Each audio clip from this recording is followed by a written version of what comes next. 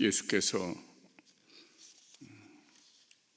어린 아이와 같지 아니하면은 결단코, 무슨 코요? 결단코 천국에 들어가지 못할 것이다. 이 결단코가 또 어디에서 나옵니까?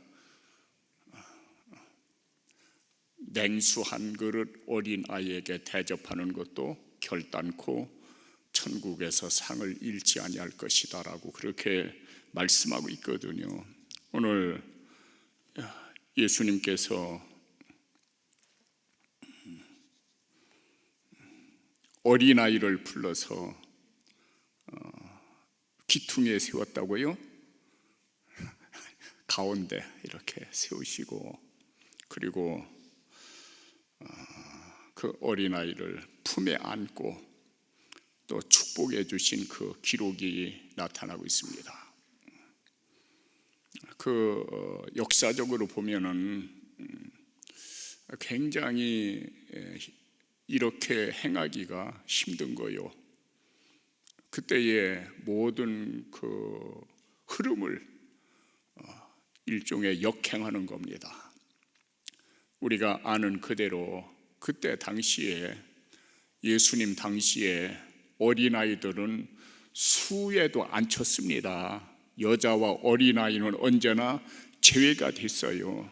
아주 속된 말로 하면 사람 취급을 못 받았다는 얘기죠. 그래서 성경에도 여자와 어린아이를 제외한 남자만 몇천 명? 5천 명이요. 또 4천 명이요. 그렇게 기록되어 있거든요. 그만큼 수에도 들어갈 수 없는 그때의 그 시대에 예수님께서 그 어린아이가 내게 오는 것을 용납하라. 그리고 방해하지 말라. 그러고 나서 꾸짖었죠. 제자들을 꾸짖었어요. 그 예수님은 누굽니까? 이사야 9장에 기록된 말씀 보면은 한 아기 곧 예수 그리스도를 이 땅 위에 보내주셨는데 그는 기묘자요 모사요 전능하신 하나님이요 영존하시는 아버지요 평강의 왕이라 할 것입니다. 그랬거든요. 그러면 그 예수님은 영존하시는 아버지, 그리고 평강의 왕, 그리고 전능하신 하나님이라고 그랬거든요. 그러면은 그 예수님께서 어린아이를 그렇게 귀중히 여겼다는 것은 그만큼 하나님 앞에 귀한 존재가 된다는 얘기죠.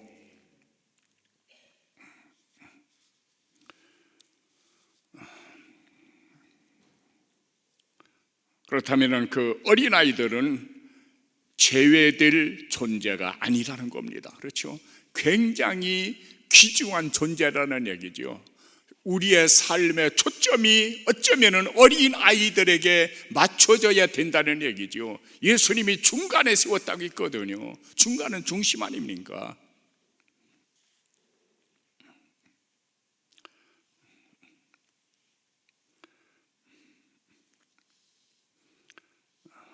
로마서 8장 22절에 보면은 모든 그 피조물들이 탄식을 한다고 있어요. 오늘의 이 타락된 이 세상에, 이 지구촌에는 모든 피조물들이, 하나님이 지으신 피조물들이 탄식을 한다고 했습니다.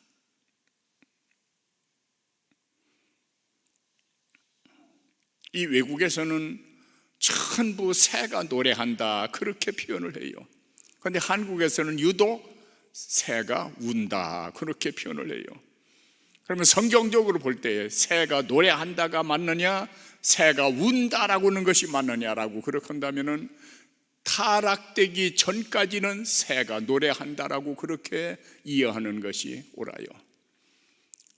그리고 타락된 후에 모든 만물이 함께 탄식을 한다고는 그러한 말씀에 의거해 볼 때에 새가 운다라고 하는 것이 오늘의 현 상황에서는 맞아요. 모든 피조물들도 허무한데 굴복한다고 그랬거든요. 굴복하지 말아야 될 피조물들이 허무한데 아무 가치 없는 쓸모없는 그런 것에 굴복하게 된다는 얘기죠. 오늘 말씀의 핵심은 이 피조물들도 탄식하다. 우리는 그를 볼 수 없죠. 여러분, 피조물 탄식하는 소리를 들어본 분 있습니까?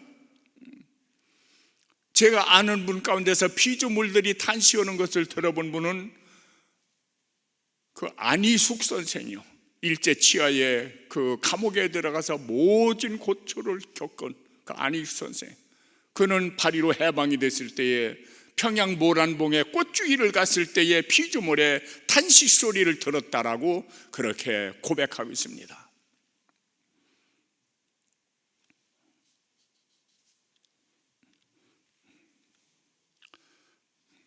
예수님께서 그 어린 아이들이 내게 오는 것을 금하지 말라.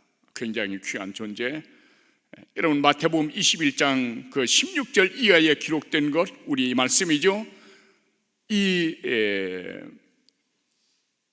다른 이제 그 기록에 보면은, 번역에 보면은, 우리 성경 번역도 굉장히 많죠. 새 번역도 있고 무슨 이제 킹 제임스 번역도 있고 또한 개역 성경 번역도 있고 그렇게 쭉 있는데, 가장 정통으로 기록된 것이 킹 제임스 번역이요. 그리고 우리가 쉽게 이해할 수 있는 이제 그런 번역이 NIV라고는 그런 번역이, NIV는 뉴 인터내셔널 버전이니까 새로운 번역이죠. 이제 그 미국에서 이렇게 번역한 건데 그것은 좀 쉽게 번역됐어요. 그리고 새 번역이 있고 또 공동 번역이 있고, 이 새 번역에 보면은 어떻게 기록되어지느냐면은 이 마태복음 21장 16절의 말씀이 주께서 어린아이들과 젖먹이들의 찬양을 기뻐 받으신다라고 그렇게 기록되어 있어요. 우리 하나님이 누구의 찬양을 기뻐하신다고요? 어린이들의 찬양과 젖먹이의 찬양을 기뻐하신다는 거예요. 여러분, 젖먹이 찬양 들어본 분 있습니까?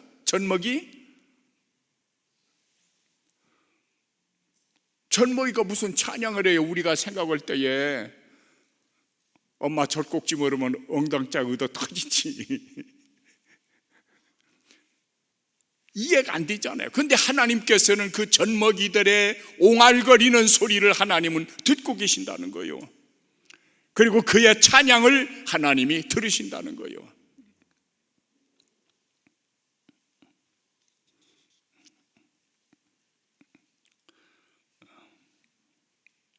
모 선교사 가정에 28개월 된 아이가 이제 그 찬양하는 것이 있는데, 이 영상을 좀 띄우려고 했는데 요즘에 그 영상 때문에 문제가 돼가지고 아이들의 영상을 못 띄우게 그렇게 되어 있어요.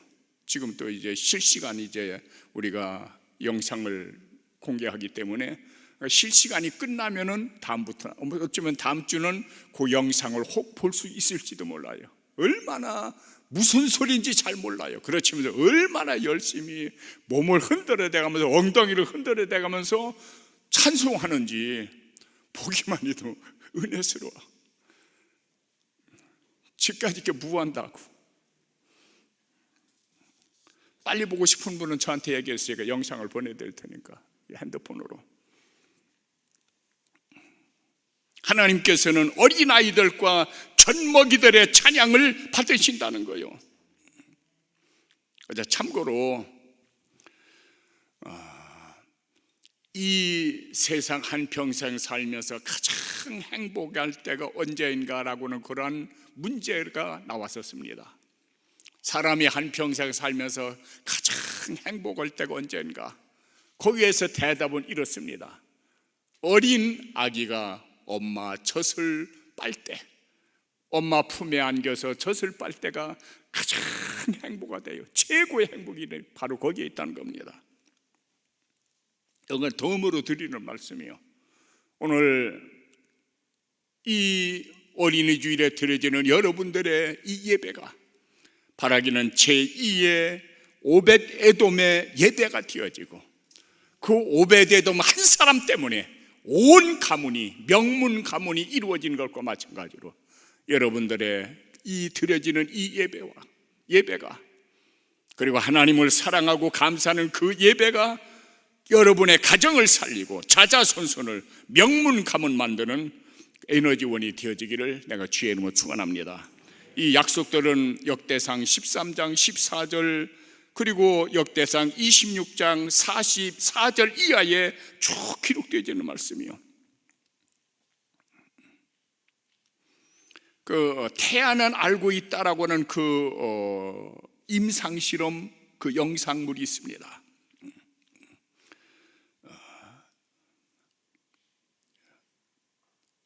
그 6개월이 되면은 모든 것이 정상으로 다 완전한 인간으로 이렇게 다 만들어진대요. 뭐 생물학적이라든지 신경학적이라든지 생화학적이라든지 심리학적의 그런 쪽에 이르기까지 완전히 인간이 된답니다.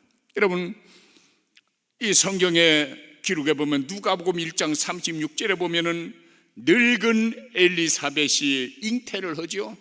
늙은 어떠니요? 늙은 엘리사벳. 그래서 이제 임신을 해야 될 그런 가정들 위해서 기도할 때에 하나님, 늙은이, 죄송합니다, 저도 늙은이니까 그 늙은이 사라의 몸에서 태를 열고 이삭을 잉태시켰지 않습니까? 엘리사벳 역시 늙은이거든요. 그 늙은이의 태를 열어서 세례 요한을 잉태시켰거든요. 또 수냄 여인 늙은이거든요. 수냄 여인의 태를 열어서 아들을 하나님이 기업으로 주셨거든요. 그 하나님이 오늘 우리의 하나님이신 줄 믿습니다.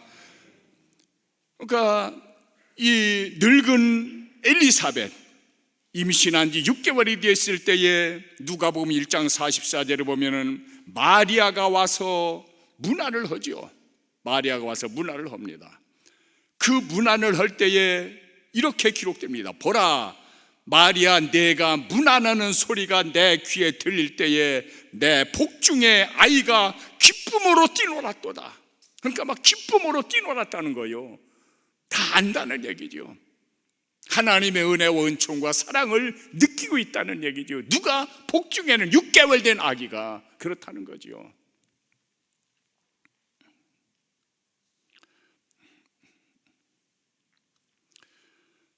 그 기록에 의하면은 임신 2달, 5주 정도가 되면은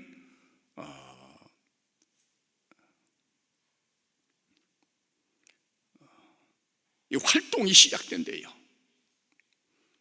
그리고 8주가 되면은 머리, 팔, 몸이 움직이기 시작한대요.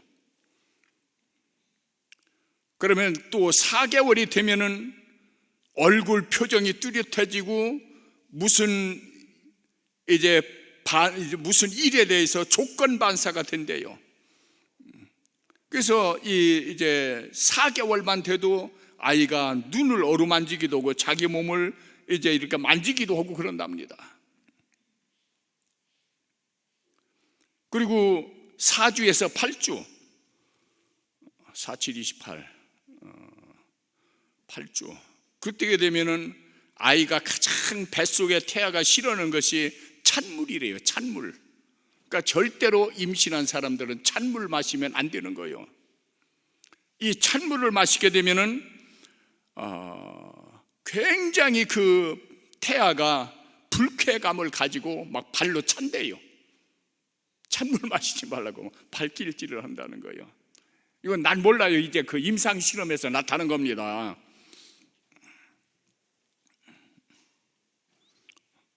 그리고 이 맛을 알기 시작한대요. 그 엄마가 어떤 음식을 먹느냐에 따라서 그 맛을 아이가 기억한대요. 그래서 한국에서 나가지고서 아무리 미국 가서 했어도 한국 음식 보면은 자신도 모르게 땡긴대요. 아, 시원하다 그런답니다. 아주 기분 좋아한대요. 이미 태아에서 그런 것들이 다 만들어진다는 얘기죠. 어떤 분이 그런 얘기를 했더라고요. 임신을 해가지고 몸도 피곤하게 해서 이제 좀 쉬었는데 남편이 와서 이 미션은 게 무슨 대단한 일이라도 되는 양 그렇게 이제 게을러졌다고. 얼마나 섭섭한지. 굉장한 거지요. 대사건이죠. 큰 축복이지요.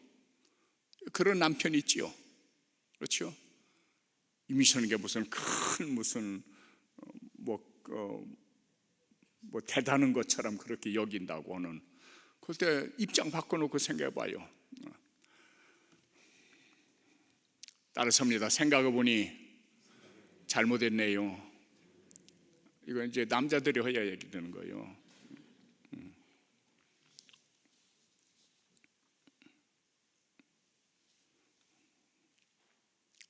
어쨌든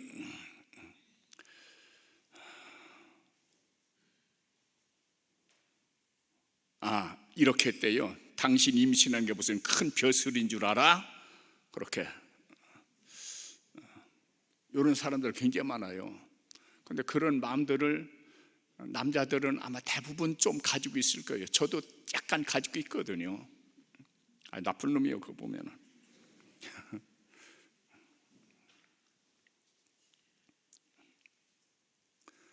어쨌든 분명한 사실은 이 어린 아기들, 또 어린 아이들은 예수님께서 그 아이들을 영접하고 그리고 품에 안으시고 또 안수하며 축복해 주셨거든요.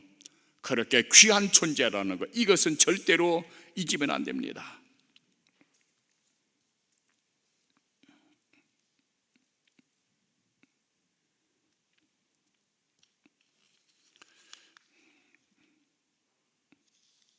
그 어린아기들의 가장 특징이 뭡니까? 예수님께서 자기를 낮추는 겸손이 있다고 했죠. 여러분, 아이들이 교만합니까? 아니요, 절대 교만하지 않아요. 그저 있는 그대로 또 부모가 시키는 대로 그렇게 그저 순종하고 따라서는 거예요.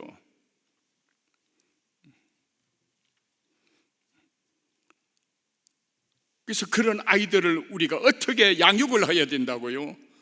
영접해야 된다는 얘기죠. 저리 간마 그렇게 하지 말고 그래 아마 그때도 그랬을 것 같아요. 미루어 생각해 볼진데 아이들이 얼마나 떠듭니까? 그렇죠? 떠드니까 그 아이들이 막 예수님 앞에 오니까 제자들이 뭐라 그랬어요? 야 제발 좀 가 오지 마라, 귀찮아 죽겠네 하면서 짜증을 부렸겠죠. 그러니까 예수님께서 제자들을 꾸짖지 않습니까? 여러분, 예수님께서 꾸짖은 것이 거의 없어요. 어떠한 죄인이 와도 어떠한 사람이 와도 예수님이 꾸짖은 적 없습니다. 그런데 그 어린아이들이 못 오게 한 것을 굉장히 꾸짖었거든요. 그렇다면 우리 하나님께서도 아이에 대한 관심이, 또한 이제 경홀히 여기는, 업수히 여기는, 뭐 경홀이나 업수이나 똑같은 말입니다만은 그런 것들을 굉장히 싫어하신다는 얘기죠.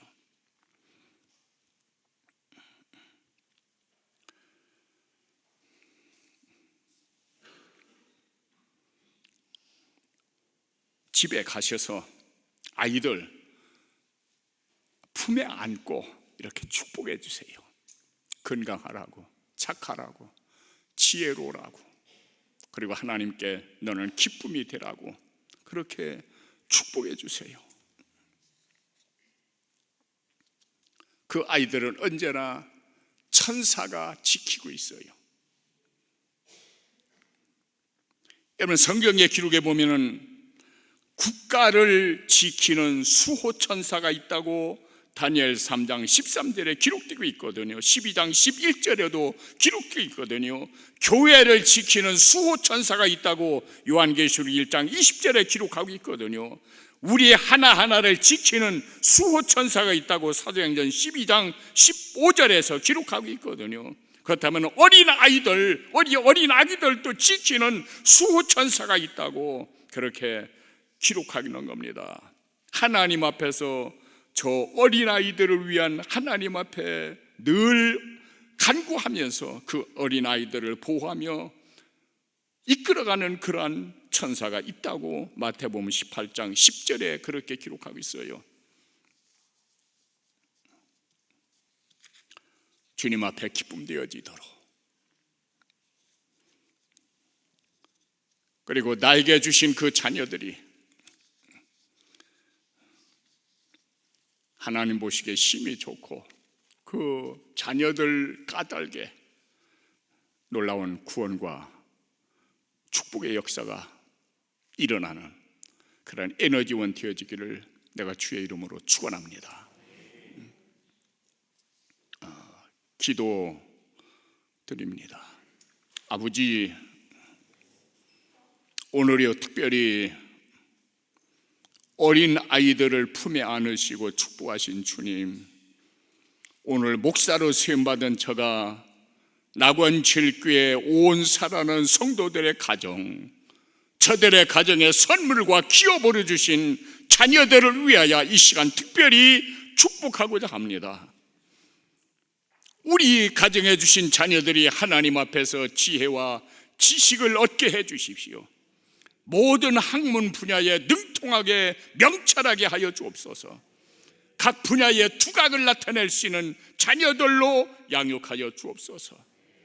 특별히 성령 안에서 환상을 보게 하시고 꿈을 꾸게 하여 주시고 하나님의 은혜와 사랑과 능력을 힘입는 아름다운 자녀들로 그렇게 만들어 주옵소서.